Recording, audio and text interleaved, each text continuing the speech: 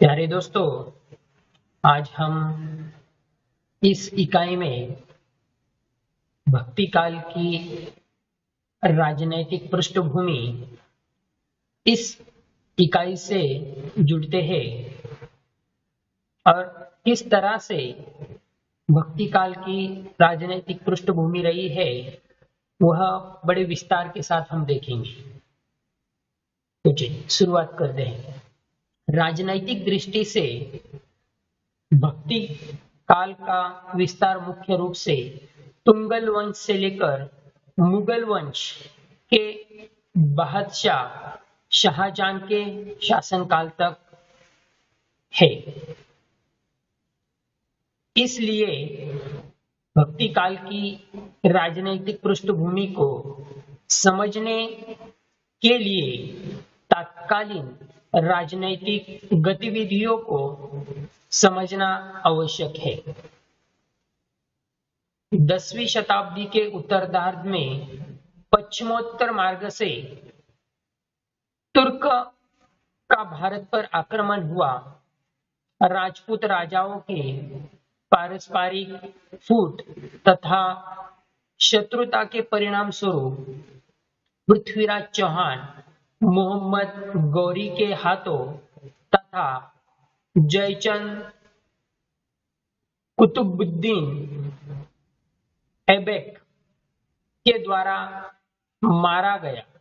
इसके पश्चात ही दिल्ली सल्तनत की स्थापना हुई। तुर्क आक्रमणियों द्वारा शासित राज्य को दिल्ली सल्तनत के नाम से पुकारा जाता है। दिल्ली सल्तनत का इतिहास मोहम्मद गौरी के द्वारा भारत पर आक्रमण से शुरू होता है। देखिए प्यारे दोस्तों, यह इसकी शुरुआत है। राजनैतिक दृष्टि से भक्ति का विस्तार मुख्य रूप से तुंगल वंश से लेकर किनसे तुंगल वंश से लेकर मुगल वंश के बादशाह शाहजहां के शासन काल तक है, यहां पर हुआ है। इसीलिए भक्ति काल की राजनैतिक पृष्ठभूमि को समझने के लिए तत्कालीन राजनैतिक गतिविधियों को समझना आवश्यक है। यानी कि जो तत्कालीन राजनैतिक पृष्ठभूमि है उनको समझना बड़ा ही आवश्यक है। 10वीं शताब्दी, कौन सी 10वीं शताब्दी के उत्तरार्ध में पश्चिमोत्तर मार्ग से, कौन से, देखिए भक्ति का उगम हमने देखा है कि दक्षिण से हुआ है, लेकिन यहाँ पर यह जो तुंगल है वह पश्चिमोत्तर मार्ग से तुर्क होकर भारत पर आक्रमण हुआ। फिर जैसे ही उनका आक्रमण हुआ तो वह आक्रमण होने के उपरांत सिर्फ वही अकेले यहाँ पर नहीं आए हैं, वह यहाँ पर आने के उपरांत वहां उनकी परंपराएं हमारे साथ आई, उनकी भाषाएं हमारे साथ आई, उनके अलग अलग जो व्यवहार थे वह सभी उनके साथ यहाँ पर हमारे देश में यानी कि हमारे राष्ट्र में भारत में आए। फिर आगे राजपूत राजाओं की पारस्परिक फूट तथा शत्रुता के परिणाम स्वरूप पृथ्वीराज चौहान मोहम्मद गौरी के हाथों तथा जयचंद कुतुबुद्दीन ऐबक के द्वारा मारा गया। इसके पश्चात ही दिल्ली सल्तनत की स्थापना हुई। प्यारे दोस्तों, यहाँ पर जो पृथ्वीराज चौहान है और मोहम्मद गौरी, इनके हाथों जयचंद कुतुबन ऐबक के द्वारा मारा गया।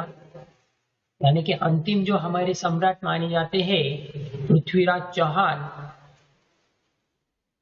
यह हमारे भारत के सबसे बड़े महान राजा थे, लेकिन इनको मारने के उपरांत जो छोटे मोटे सरदार थे उनके बीच में पारस्परिक फूटता हुई, और उस फूटता के उपरांत जो जयचंद कुतुबुद्दीन इकबल के द्वारा पृथ्वीराज चौहान को मारा गया।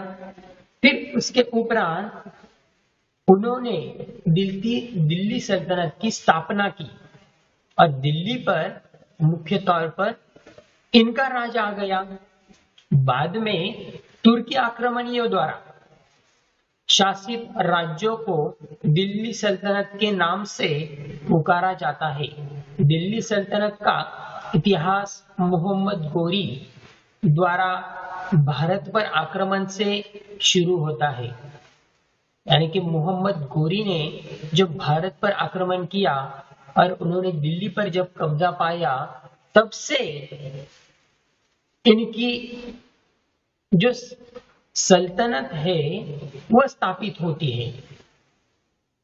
चलिए आगे। सन 1206 में तुर्की गुलाम कुतुबुद्दीन ऐबक भारत में मोहम्मद गोरी का उत्तराधिकारी बना। गौरी का ही एक दूसरा गुलाम यलुद्दीजी गजनी का उत्तराधिकारी बना। यलुद्दीजी ने दिल्ली पर भी अपने अधिकार का दावा किया। तभी से दिल्ली सल्तनत ने गजनी से अपना संबंध तोड़ लिया। भारत के लिए यह फलदायी सिद्ध हुआ। इस तरह वह मध्य एशिया के राजनीति से अलग हो गए और भारत देश पर निर्भर हुए। बिना दिल्ली सल्तनत में अपना स्वतंत्र विकास कर सका। शुरू के 100 वर्ष तक दिल्ली सल्तनत को अपने राज्य की सुरक्षा के लिए प्रयास करना पड़ा। दिल्ली सल्तनत को विदेशी आक्रमण, तुर्की अमीरों, आंतरिक विरोध, विजित राजपूत शासकों और सरदारों द्वारा फिर से राज्य को वापस लेने का खतरा तुर्की शासकों ने इन बाधाओं पर विजय पाई। 13वीं सदी के अंतर्गत दिल्ली सल्तनत का विस्तार न सिर्फ मालवा और गुजरात तक बल्कि दक्षिण भारत तक हो गया। यानी कि जब शुरू में सन 1206 में तुर्की कुतुबुद्दीन ऐबक भारत में मोहम्मद गोरी का उत्तराधिकारी बना। इसका मोहम्मद गोरी का उत्तराधिकारी बना। गौरी का ही एक दूसरा गुलाम, यानी कि गोरी का फिर से गुलाम यलुद्दीन गजनी का उत्तराधिकारी बना।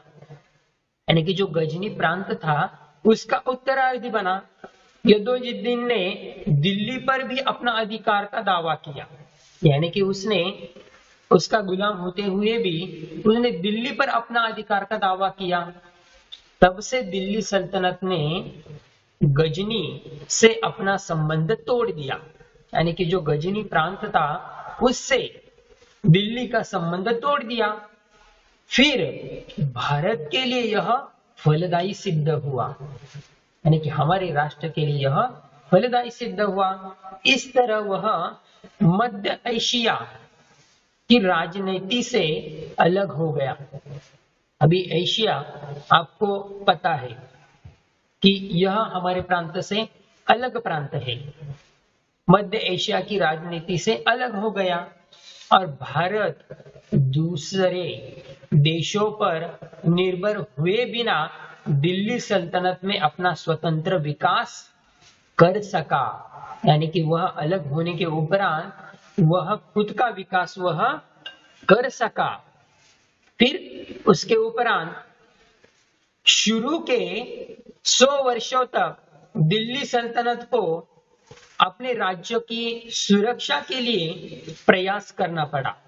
देखिए प्यारे दोस्तों, शुरू के 100 वर्षों तक दिल्ली को अपनी सुरक्षा के लिए प्रयास करना पड़ा। दिल्ली सल्तनत को विदेशी आक्रमण, तुर्की, अमीरों के आंतरिक विरोध, विजित राजपूतों, शासकों और सरदारों द्वारा फिर से राज्य को वापस लेने का खतरा। तुर्की शासकों ने इन बाधाओं पर विजय पा ली। यानी कि जो बाहरी शासक थे वो फिर से भारत पर आक्रमण करते थे और उनसे जो खतरा बना हुआ था तुर्की शासकों को, उन पर इन्होंने विजय पा ली। फिर उसके उपरांत 13वीं सदी के अंत तक दिल्ली सल्तनत का विस्तार न सिर्फ मालवा और गुजरात बल्कि दक्षिण भारत तक हो गया। उसके आगे दोस्तों सन 1206 से 1290 ईस्वी तक दिल्ली सल्तनत का इतिहास उतार चढ़ाव का रहा। 1281 में बलवन की मृत्यु के बाद फिर से अराजकता फैल गई। इस अराजकता का फायदा उठाकर जलालुद्दीन के नेतृत्व में कुछ सरदार सन 1290 में बलवन के अयोग्य उत्तराधिकारियों को सिंहासन से वंचित करने में सफल हुए। देखिए दोस्तों, 1206 और 1290 इस समय में क्या हुआ? दिल्ली सल्तनत का इतिहास फिर से उतार चढ़ाव में रहा। 1281 में बलवन की मृत्यु के बाद फिर से अराजकता फैल गई। जो छोटे मोटे राजनीतिक थे उनकी अराजकता फैल गई। इस अराजकता का फायदा उठाकर जलालुद्दीन ने और उसके नेतृत्व में कुछ सरदार फिर से 1290 में बलवन के अयोग्य उत्तराधिकारी, यानी बलवन जी की मृत्यु होने के उपरांत उनके जो अयोग्य उत्तरार्थियों को सिंहासन से वंचित करने में सफल हुए। यानी कि जो उनका उत्तराधिकार था वो सही न होने की वजह से फिर से उन्हें वो नीचे उतारने में सफल हुए। यानी कि फिर से दिल्ली पर जलालुद्दीन का नेतृत्व आ गया। यहीं से खिलजी वंश की शुरुआत हुई। किनकी? खिलजी वंश की शुरुआत हुई। जलालुद्दीन खिलजी का शासन काल 6 वर्ष तक रहा। इस अल्प शासन काल में ही उनसे बलवन के कठोर शासन में नरमी लाने का प्रयास किया। उसने राज्य का आधार, प्रजा का समर्थन, मान उसकी धारणा के अनुसार, चूंकि भारत की अधिकांश जनता हिंदू थी, इसीलिए सही अर्थ में यहाँ कोई इस्लामी राज्य नहीं हो सका था। सहिष्णुता और सरल दंड विधान की नीति से उसने स्थानीय शासक वर्गों का समर्थन प्राप्त करने की कोशिश की। अलग शासन अलाउद्दीन खिलजी बना। उसने जलालुद्दीन की नीति को बिल्कुल बदल डाला। जिन्होंने उसका विरोध करने का साहस किया, उन्हें कठोर दंड शिक्षा दी गई। अलाउद्दीन ने बड़े पैमाने पर अपने गतिविधियों की, अपने विरोधियों की हत्या की। उसने स्थानीय शासकों को अपने विरुद्ध षड्यंत्र में रचने पर रोक लगाने के लिए कई कानून बनाए। यानी कि यहां पर हम देखेंगे कि फिर से अलाउद्दीन खिलजी वह उसका राज किस तरह से वापिस दिल्ली पर ले आता है। फिर अलाउद्दीन के मरने के यानी कि वह गुजर जाने के उपरांत गयासुद्दीन तुंगल विद्रोह के बल पर दिल्ली सल्तनत की गद्दी पर बैठ गया। गयासुद्दीन ने एक नए वंश की स्थापना की जिसका नाम तुंगल वंश था। तुंगल वंश का शासन 1320 से 1412 ईस्वी तक रहा। इस वंश में 3 महत्वपूर्ण शासक हुए। यह महत्वपूर्ण है। गयासुद्दीन, उसका पुत्र मोहम्मद बिन तुंगल 1324 से 1351 ईस्वी तक, और उसका भतीजा फिरोज तुंगल 1351 से 1388 तक। आरंभिक 2 दशकों का शासन लगभग संपूर्ण भारत पर था। फिरोज के मरने के बाद दिल्ली सल्तनत विघटित हो गई। यद्यपि तुंगल शासकों ने सन 1214 तक शासन किया, तथापि 1398 ईस्वी में तैमूर द्वारा दिल्ली पर आक्रमण को तुंगल साम्राज्य का अंत माना जाता है। यानी कि यहाँ पर फिर से तुंगल साम्राज्य का अंत हो जाता है। तो प्यारे दोस्तों, अगले इकाई में हम फिर से मिलेंगे।